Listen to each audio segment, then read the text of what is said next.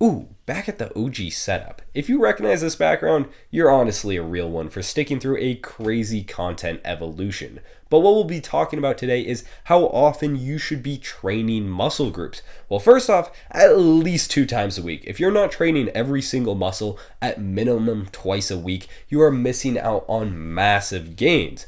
But there's more nuance to that. There is a lot more nuance to that. And let's start off with the 3 levers you can pull. You have your volume, you have your intensity, and then you have your frequency. I didn't mean to flip you off, but it was just right there. And this frequency thing is what we're going to be talking about today. Frequency is the amount of times you train, usually within a week period. You can do an asynchronous program that runs longer than a week with 8 or 10 days, but honestly, if you're not an advanced trainee or somebody with a really weird and flexible schedule, probably just stick within the week. But you cannot max out all 3 of these levers. We all try at one point or another and fail miserably. Sometimes it's later, sometimes it's earlier, but it always ends up with you feeling like shit because you thought you were built different. You ain't Goku, you can't do that. But let's start off with intensity. Intensity should be no lower than like 7 out of 10 at any given set, because to build muscle, you have to break down muscle. And if you're giving a half-assed effort, you're not breaking shit down.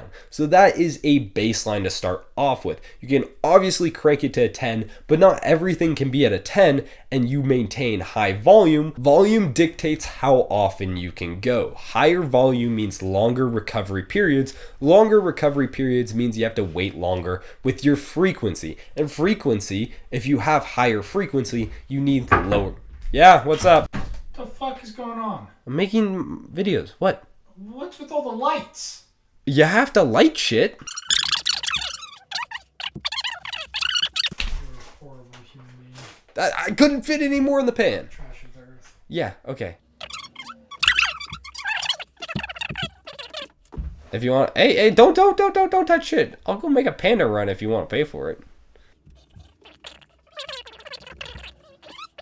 I'll be back. I'm going to get panda. All right, now that my side quest is complete and my gains are fueled, let me know if you want a video on negotiation and sales tactics. Tell you how to get what you want when you want it. But going back to what I was saying, when your frequency is higher, your volume has to be lower. But how do you determine which muscle groups to hit more frequently and which muscle groups to devote more volume on a specific day to? Well, I'm here to tell you. Generally, smaller muscle groups require less volume and can be hit more frequently because their recovery period is less. Your larger muscle groups take more to break them down as they are very strong, and therefore, because it takes more volume to break them down, it takes slightly more time to recover. Another reason why your small muscle groups recover quicker is because they're used more and get more blood flow per surface area. Think about it as a sliding scale. You have your small muscle groups and your large muscle groups. The more volume is needed to break down the larger muscle groups, but that means that you have lower frequency. And for smaller muscle groups, the less daily volume is needed, but the faster it recovers. I've created 3 categories to generally categorize the muscles in your body and the speeds at which they recover and the volume that they need. There is some crossover and some variance, but these are some general guidelines to outline your program, and then you can change it based on what your body reacts to best. But first we have our strong and slow. This is your quads, your hamstrings, your pecs, and your spinal erectors. These muscle groups you hit with low frequency at 2 times a week with medium to high volume. I categorize high volume as 7+ sets on a single day, medium volume is 4 to 6, and low volume is 3 or less sets. These take a bit more to break down, and for these muscle groups, I usually sit around a minimum of 6 sets total. But our next category is medium and mighty. This is your lats, your biceps, your triceps, your glutes, and your front deltoid. I think that lats could go in the strong and slow category, but I more err here because they have a higher frequency tolerance.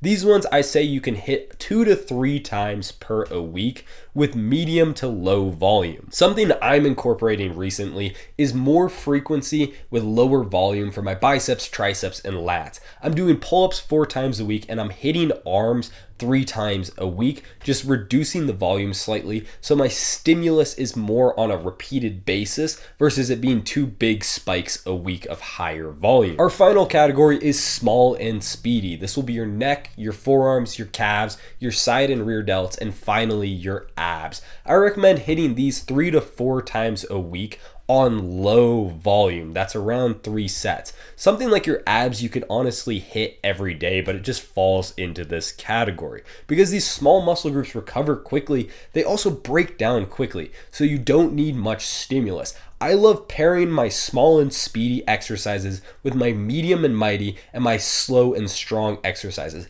They make easy supersets. You can do shoulders with biceps and triceps, and you can do calves with your bench press. It's so easy to pair these and get through your day and get through your workout within the same amount of time while getting more gains. Now remember, this is just a general guideline. Your sets and your frequency can vary, but this gives you a starting point to understand how often muscle groups can be hit. Things like your upper back, which I forgot to mention in the small and speedy category, get a lot of volume just through working in everything. Even squatting works your upper back, so that can count as hitting your upper back, or your lats with a snatch grip RDL. That could hit your lats on a back day. You don't have to do a specific exercise for that body part for it necessarily to be hit. So keep that in mind when it comes to your recovery. But these are easy ways you can slot in more volume and get a more well-rounded physique in the same amount of time. So here's the general frequency and volume table, and you can look at that, screenshot that, so that you can understand when you program your own program